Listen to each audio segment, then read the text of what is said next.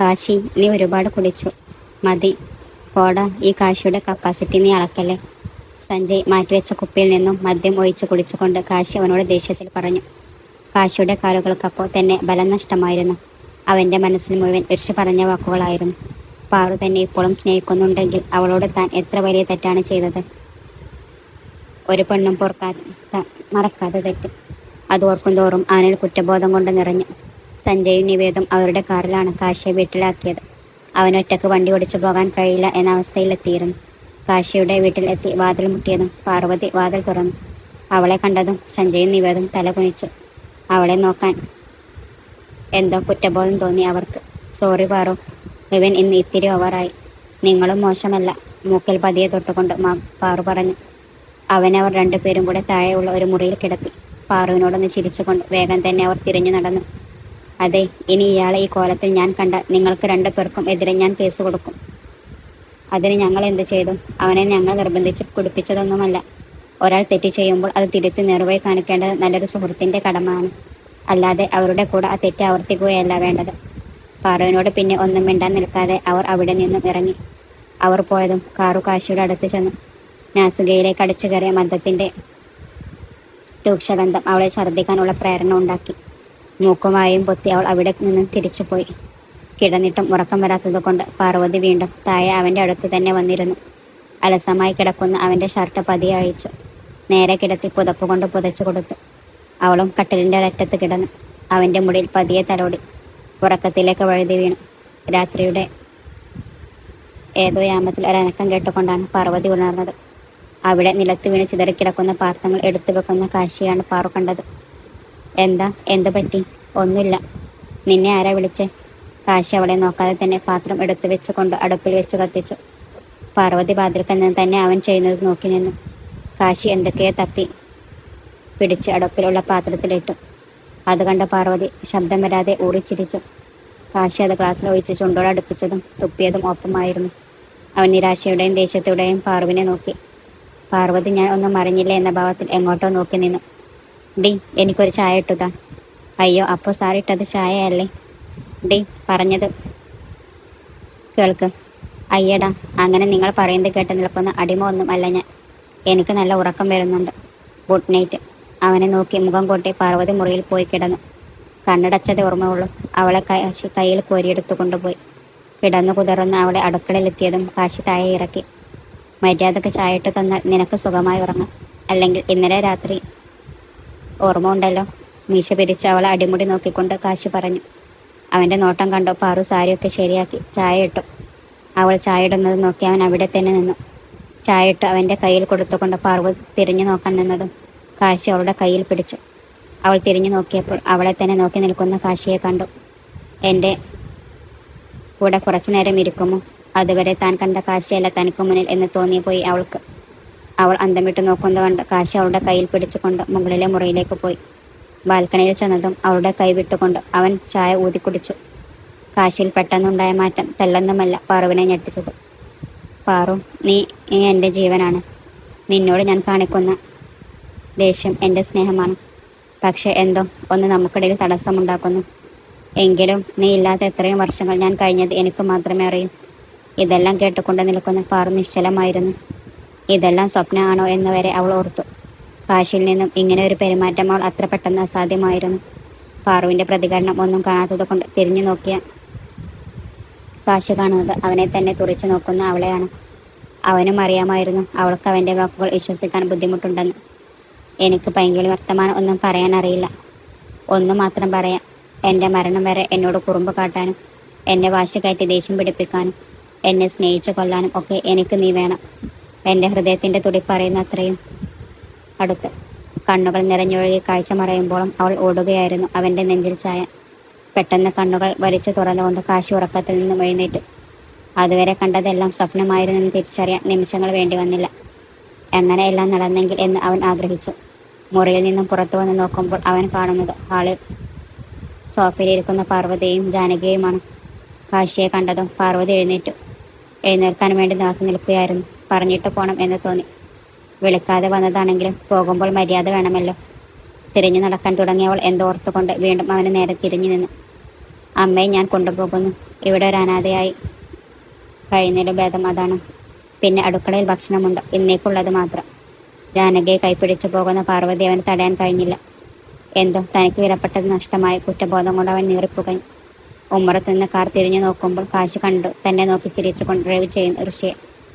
അവൻ്റെ ചുണ്ടിൽ വിജയുടെ ചിരിയും കാശിയുടെ കണ്ണിൽ തോറ്റവൻ്റെ കണ്ണുനീരും. കാശിയെല്ലാം നഷ്ടപ്പെട്ടവനെ പോലെ നിന്നു. ഒരു നിമിഷം മുന്നേ എങ്കിൽ താൻ സ്വപ്നം കണ്ടതുപോലെ അവളോട് എൻ്റെ മനസ്സ് തുറന്നിരുന്നെങ്കിൽ അവൾ പോകില്ലായിരുന്നു. നഷ്ടപ്പെടുമ്പോഴാണ് കൂടെ ഉണ്ടായിരുന്നപ്പോൾ ഉള്ള വില അറിയുന്നത്. 3 ദിവസം കൊണ്ട് തന്നെ പാർവതി ഉണ്ടാക്കിയ മാറ്റം ചെറുതല്ല. പാറു, എനിക്ക് നിന്നെ വേണം. ഒരു ദിവസം കൊണ്ട് ഇട്ടിട്ട് പോകാൻ നിനക്ക് കഴിയില്ല. ഇതിന് പിന്നെ ഋഷി തന്നെയായിരിക്കും. അവൻ്റെ മുഖം മൂടി നിനക്ക് മുന്നിൽ ഞാൻ തുറന്നു കാണിക്കും. മനസ്സിൽ പറഞ്ഞു ഉറപ്പിച്ചതുപോലെ കാശി എഴുന്നേറ്റു. പാർവതി വീട്ടിൽ അവളുടെ അച്ഛനോടും അമ്മയോടും എല്ലാം തുറന്നു പറയാൻ തന്നെ തീരുമാനിച്ചു. ജാനകിയുടെ കൂടെ വീട്ടിൽ ചെന്ന് കയറുമ്പോൾ അവൾക്ക് പേടിയുണ്ടായിരുന്നു. അവരെ രണ്ടുപേരെയും കണ്ടു മാധവനും സുമിത്രയും പരസ്പരം നോക്കി. അച്ഛനും അമ്മയും എന്നോട് ക്ഷമിക്കണം, ഞാൻ നിങ്ങളോട് പറഞ്ഞതെല്ലാം കള്ളമാണ്. എന്താ ഭാവത്തിൽ എല്ലാവരും അവളെ നോക്കി. അവൾ പറയാൻ പോകുന്നത് എന്താവും എന്നുള്ളതിൽ ഏറ്റവും ആശങ്ക ഋഷിക്കായിരുന്നു. കാശിയേട്ടനും ഞാനും പ്രണയിച്ച് വിവാഹം കഴിച്ചതല്ല. പ്രണയിച്ചിരുന്നു പണ്ട്, പക്ഷെ ഇപ്പോൾ ഇല്ല. ഈ വിവാഹം നടന്നത് എൻ്റെ സമ്മതം പോലും ചോദിക്കാതെ ഉണ്ടായത് മുഴുവൻ പറഞ്ഞുകൊണ്ട് പാർവതി നിലത്തിരുന്ന് കരഞ്ഞു. എല്ലാം നഷ്ടപ്പെട്ടവരെ പോലെ അലറിയവൾ. മാധവനും സുമിത്രയും സ്വന്തം മകളുടെ അവസ്ഥ ഓർത്ത് വിലപിച്ചു. ജാനകിക്കും അത് പുതിയ അറിവായിരുന്നു. അവരുടെ കണ്ണുകളും നിറഞ്ഞു. ഏട്ടന് എന്നോട് ഒരിക്കൽ എങ്കിലും സ്നേഹം ഉണ്ടാവും എന്ന് കരുതി. പക്ഷേ ഈ 3 ദിവസം കൊണ്ട് തന്നെ എനിക്ക് മനസ്സിലായി, ഒരിക്കലും അദ്ദേഹത്തിൻ്റെ മനസ്സിലൊരു സ്ഥാനം ഉണ്ടാവാൻ പോകുന്നില്ല എന്ന്. എത്ര സ്നേഹിച്ചിട്ടും എന്നെ മനസ്സിലാക്കിയില്ല. പാർവതി കരഞ്ഞുകൊണ്ട് മുറിയിലേക്ക് ഓടിപ്പോയി. അവിടെ നിന്നവരുടെ എല്ലാം കണ്ണുകൾ നിറഞ്ഞു. പക്ഷേ ഋഷി മനസ്സിൽ കണക്ക് കൂട്ടുകയായിരുന്നു. അവൻ്റെ ചുണ്ടിൽ നിഗൂഢമായ ഒരു പുഞ്ചിരി വിരിഞ്ഞു. സുമിത്ര സോഫയിൽ ഇരുന്ന് കണ്ണീർ വാർത്തു. ജാനകി എങ്ങനെ അവരെ ആശ്വസിപ്പിക്കണം എന്നറിയാതെ അവരുടെ അടുത്ത് തന്നെ ഇരുന്നു. മാധവൻ മനസ്സിൽ ഉറച്ച തീരുമാനങ്ങൾ എടുക്കുകയായിരുന്നു. എന്നാൽ ഋഷി പാർവതി തനിക്ക് സ്വന്തമാകാൻ പോകുന്ന ചിന്തയിൽ മാത്രമായിരുന്നു. മുറ്റത്തൊരു ബൈക്കിൻ്റെ ശബ്ദം കേട്ട് എല്ലാവരും അങ്ങോട്ട് നോക്കി. ബൈക്കിൽ വരുന്ന കാശിയെ കണ്ടതും എല്ലാവർക്കും ദേഷ്യം നുരഞ്ഞു പൊന്തി. ഋഷിനെ അവിടെ നിൽക്കാൻ പോകുന്ന കാര്യങ്ങൾ ഓർത്ത് മനസ്സിൽ ചിരിച്ചു. ബൈക്കിൽ നിന്നും ഇറങ്ങി കാശി മുണ്ടുമടക്കി കുത്തി ഷർട്ടിൻ്റെ കൈകൾ മുകളിലേക്ക് കയറ്റി വെച്ച് അകത്തേക്ക് നടന്നു. ഉമ്മറത്തെത്തിയതും മാധവൻ അവൻ്റെ മുന്നിൽ കയറി നിന്നു. ഇവിടെ നിന്റെ ആരുമില്ല. എൻ്റെ മോളുടെ ജീവൻ നശിപ്പിച്ചിട്ട് ഞാൻ വന്നത് ആരെ കാണാൻ ആണോ? അവളെ കണ്ടിട്ട് ഞാൻ പോകും. മാധവനെ വലതു കൈകൊണ്ട് മാറ്റി അവൻ അകത്തു കയറി. അവൻ്റെ ഉറച്ച ശബ്ദത്തിൽ ഉള്ള വാക്കുകൾ തന്നെ അവനോട് എന്ത് പറഞ്ഞിട്ടും കാര്യം ഇല്ല എന്ന് അവർക്ക് തോന്നി. കാശിയുടെ കാലുകൾ പാർവതിയുടെ മുറിയുടെ അടുത്തേക്ക് ചലിച്ചു. പെട്ടെന്ന് ഋഷി അവന് മുന്നിൽ കയറി നിന്നു. അവൾക്ക് നിന്നെ കാണുന്നത് പോലും ഇഷ്ടമല്ല. പിന്നെയും എന്തിനാടാ പട്ടിയെ പോലെ വരുന്നേ? അതിന് മറുപടി കൊടുത്തത് കാശിയുടെ കൈകൾ ആയിരുന്നു. അടികിട്ടിയ കവളെ പിടിച്ചുകൊണ്ട് ഋഷി അവനെ പകയോടെ നോക്കി. അവൾ എൻ്റെ ഭാര്യയാണെങ്കിൽ ഞാൻ കാണും. എനിക്ക് പറയാൻ ഉള്ളത് പറയും. ആണാണെങ്കിൽ തടുക്കട. കാശി ഉച്ചത്തിൽ അലറി. അവൻ്റെ മുഖത്തെ ദേഷ്യം കണ്ട് ഋഷി പുറകേട്ട് മാറി നിന്നു. ഋഷിയെ രൂക്ഷമായി നോക്കിക്കൊണ്ട് കാശി പാർവതിയുടെ മുറിയിൽ കടന്ന് വാതിൽ അടച്ചു കുറ്റിയിട്ടു. കട്ടിൽ കമിഴ്ന്നു കിടന്നു കരകയായിരുന്നു പാറു. വാതിൽ അടക്കുന്ന ശബ്ദം കേട്ട് അവൾ തിരിഞ്ഞു നോക്കിയപ്പോൾ കണ്ടത് വാതിലിൽ ചാരി കൈകൾ കെട്ടി നിൽക്കുന്ന കാശിയാണ്. പാർവതി വേഗം എഴുന്നേറ്റ് കാശിയോടെ അടുത്തേക്ക് വന്നു. പാർവതി അവിടെ തന്നെ അവനെ ഒന്ന് നോക്കുക പോലും ചെയ്യാതെ നിന്നു. പാറു കാശി ആർദ്രമായി അവളെ വിളിച്ചു. അവൾ നോക്കിയില്ല. പകരം കണ്ണുകൾ നിറഞ്ഞു. അവളുടെ മുഖം കൈകൾ കൊണ്ട് കോരി എടുത്ത് നെറ്റിയിൽ ചുംബിച്ചു. ഒരു നിമിഷം രണ്ടുപേരുടെയും കണ്ണുകൾ അടഞ്ഞു. ആ നിമിഷം അവസാനിക്കാതിരുന്നെങ്കിൽ എന്ന് ആഗ്രഹിച്ചു. നീ എൻ്റെ ജീവനാണ്. ഇത്രയും വർഷം കഴിഞ്ഞു നമ്മൾ കണ്ടുമുട്ടി ഒരുമിച്ചു. പക്ഷേ എൻ്റെ ഉള്ളിലെ തെറ്റിദ്ധാരണ കൊണ്ട് വീണ്ടും അവൻ പറയുന്നതെല്ലാം കണ്ണുകൾ അടച്ചുകൊണ്ട് അവൾ കേട്ടു. അവളുടെ നിറഞ്ഞു വരുന്ന കണ്ണുകൾ തുടച്ചുകൊണ്ട് കാശി അവളെ വാരിപ്പുണർന്നു. അവളും ഒരു തേങ്ങലോട് അവൻ്റെ നെഞ്ചിൽ ചാഞ്ഞു. എനിക്ക് നീ ഇല്ലാതെ പറ്റില്ലടി. എൻ്റെ ദേഷ്യവും വാശിയും എല്ലാം ഞാൻ നിന്നോടല്ലാതെ വേറെ ആരോട് കാണിക്കും? എൻ്റെ കൂടെ വരില്ലേ നീ? അവസാന വാക്കുകൾ കേട്ടതും പാറു അവനിൽ നിന്നും അടർന്നു മാറി. അവൻ്റെ നോട്ടം നേരിടാൻ കഴിയാതെ അവൾ തിരിഞ്ഞു നിന്നു. ഇല്ല, ഞാൻ വരില്ല, ഉറച്ച ശബ്ദത്തിൽ പാർവതി പറഞ്ഞു. കാശി അവളുടെ മുന്നിൽ പോയി നിന്നു. ഞാൻ ചെയ്ത തെറ്റാണ്. നിന്റെ സമ്മതം ഇല്ലാതെ നിന്റെ കഴുത്തിൽ താലി കെട്ടി. നിന്റെ എല്ലാം ഞാൻ അനുവാദം പോലും ചോദിക്കാതെ. പക്ഷെ നീ എൻ്റെ ആണെന്നുള്ള അവകാശത്തിലായിരുന്നു. അല്ലാതെ നിന്നോട് സ്നേഹമില്ലാത്തത് കൊണ്ടല്ല പാറു. എനിക്കൊന്നും കേൾക്കാൻ താല്പര്യമില്ല. നിങ്ങൾ പോണം. കാശി യാചന നിറഞ്ഞ മിഴികളോടെ അവളെ നോക്കി. പക്ഷേ പാറു മുഖം തിരിഞ്ഞു നിന്നു. അവനെ നോക്കാതെ അവൾ ജനൽ പിടിച്ചു നിന്നു. നീ എന്നെ എത്ര ആട്ടിവിട്ടാലും എനിക്ക് കാണണം എന്ന് തോന്നുമ്പോൾ ഞാൻ വരും. അത്രയും പറഞ്ഞുകൊണ്ട് കാശി വാതിൽ തുറക്കാൻ തുടങ്ങിയതും അവൻ ഒന്ന് നിന്നു. വീണ്ടും അവളുടെ അടുത്ത് ചെന്ന് നിന്നു. അവന് നേരെ അവളെ തിരിച്ചു നിർത്തി. ഞാൻ കാത്തിരിക്കും. ഇത്രയും വർഷം കാത്തിരുന്ന് എനിക്ക് ഈ കാത്തിരിപ്പ് അത്ര പ്രശ്നമല്ല. പിന്നെ ഇടയ്ക്ക് എനിക്ക് തോന്നുമ്പോൾ ദാ ഇതുപോലെയും. അവൾ പറഞ്ഞു നിർത്തിയതും അവളുടെ കവിളിൽ പിടിച്ച് അവളുടെ ചുണ്ടുകൾ അവൻ്റെ ചുണ്ടോട് നിർത്തു. പകച്ചുപോയ പാർവതി അവൻ്റെ കയ്യിൽ മുറുകെ പിടിച്ചു. അവളുടെ കണനീൻ്റെ ഉപ്പുരസം അവൻ്റെ വായിൽ അലിഞ്ഞു ചെറുതും അവളിൽ നിന്നും പിടിവിട്ടു. അവളെ നോക്കി കണ്ണുറുക്കിക്കൊണ്ട് അവൻ മുറിവിട്ടു പോയി. പാർവതി അപ്പോഴും അതേ നിൽപ്പ് തന്നെ ആയിരുന്നു.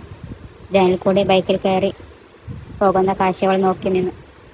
ബൈക്ക് തിരിച്ചുകൊണ്ട് കാശി അവളെ നോക്കി ഉമ്മ തരുന്ന പോലെ ചുണ്ടുകൾ കാട്ടി. അവൾ വേഗം നോട്ടം മാറ്റി മാറി നിന്നു. കാശി ചിരിച്ചുകൊണ്ട് ബൈക്കിൽ പോയി. കാശി പോയതും മുറിയിൽ ഋഷി വന്നു. പാർവതി ആകെ തളർന്നു പോയിരുന്നു. ഋഷി കിട്ടിയ അവസരം മുതലെടുക്കാനായിരുന്നു വന്നത്. പാറു, എനിക്ക് നിന്നോട്. ഋഷി പ്ലീസ്, എൻ്റെ അവസ്ഥ ആർക്കും അറിയില്ല. എനിക്ക് കുറച്ച് നേരം ഒറ്റയ്ക്കിരിക്കണം. പിന്നെ ഒന്നും പറയാതെ ഋഷി പുറത്തുപോയി. പാർവതി ഉരുകുകയായിരുന്നു. ഏതാണ് സത്യം കള്ളം എന്നറിയാതെ. അവൾ അറിഞ്ഞ കാര്യങ്ങൾ അവൾ ഉള്ളിൽ തന്നെ വെച്ചു. കാശി മനസ്സിൽ എന്തൊക്കെയോ ഉറപ്പിച്ചിരുന്നു. അന്നവൻ എവിടെയും പോയില്ല. വീട്ടിൽ തന്നെ ഇരുന്നു. മനസ്സിൽ പാർവതിയുടെ ഓർമ്മകൾ താലോലിച്ചുകൊണ്ട് സഞ്ജയ് നിവേദം മാറി മാറി വിളിച്ചിട്ടും അവൻ ഫോണെടുത്തില്ല. രാവിലെ കാശി കുളിച്ച് റെഡിയായി. കായുമുണ്ടും കറുപ്പ് ഷർട്ടും ഇട്ടുകൊണ്ട് അവൻ കണ്ണാടിക്ക് മുന്നിൽ പോയി നിന്നു. മീശയും താടിയും ഒതുക്കി വെച്ചു. ചുണ്ടിൽ ചെറുചിരിയോടെ അവൻ നടന്നു. പെട്ടെന്ന് നിന്ന് വീണ്ടും തിരിച്ചു കണ്ണാടിക്ക് മുന്നിൽ വന്നു. മീശ പിരിച്ചു വെച്ച് അവൻ അവനെ തന്നെ ഒന്നുകൂടി നോക്കി. നിന്നെ കിട്ടാൻ വേണ്ടി പഴയ കാശിയാവാനും ഞാൻ തയ്യാറാണ് പാറു, മനസ്സിൽ പറഞ്ഞുകൊണ്ട് കാശി ഇറങ്ങി.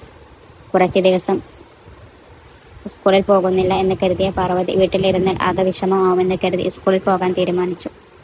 സുമിത്ര കുറെ പോകണ്ട എന്ന് പറഞ്ഞെങ്കിലും അവൾ കേട്ടില്ല. ഋഷി കൊണ്ടാക്കാം എന്ന് പറഞ്ഞെങ്കിലും അവൾ അത് നിഷേധിച്ചു.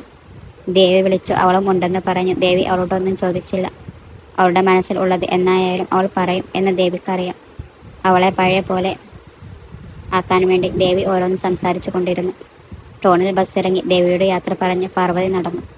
സ്കൂളിൻ്റെ അടുത്തെത്താനായതും അവൾ കണ്ടു ബൈക്കിൽ ചാരിയിരുന്ന് സിഗരറ്റ് വലിക്കുന്ന കാശിയെ. അവനെ കണ്ടതും അവളുടെ കാലോടെ ചലനം നിലച്ചു. അവനെ നേരിടാൻ തനിക്ക് കഴിയില്ല എന്ന് തോന്നി അവൾക്ക്. അവൻ കാണാതെ സ്കൂളിൻ്റെ പുറകിലുള്ള ഗേറ്റ് വഴി പാർവതി അകത്ത് പ്രവേശിച്ചു. പെട്ടെന്ന് ആരോടെ കയ്യിൽ പിടിച്ചു. തിരിഞ്ഞു നോക്കുമ്പോൾ കാശിയായിരുന്നു. എൻ്റെ കയ്യിൽ നിന്നും ഈ ജന്മം രക്ഷപ്പെടില്ല മോളെ. പാർവതി അവൻ്റെ കൈകൾ തട്ടിമാറ്റി ദേഷ്യത്തിൽ നടന്നു. കാശിയും അവൾക്കൊപ്പം നടന്നു. നിനക്ക് എന്നെ കാണുന്നത് പോലും ഇഷ്ടം എല്ലാം എന്നറിയാം. പക്ഷെ എനിക്ക് എൻ്റെ മുത്തിനെ കാണാതിരിക്കാൻ പറ്റണ്ടേ? പാർവതി പാർദേശത്തിൽ അവനെ നോക്കി കണ്ണുരുട്ടി.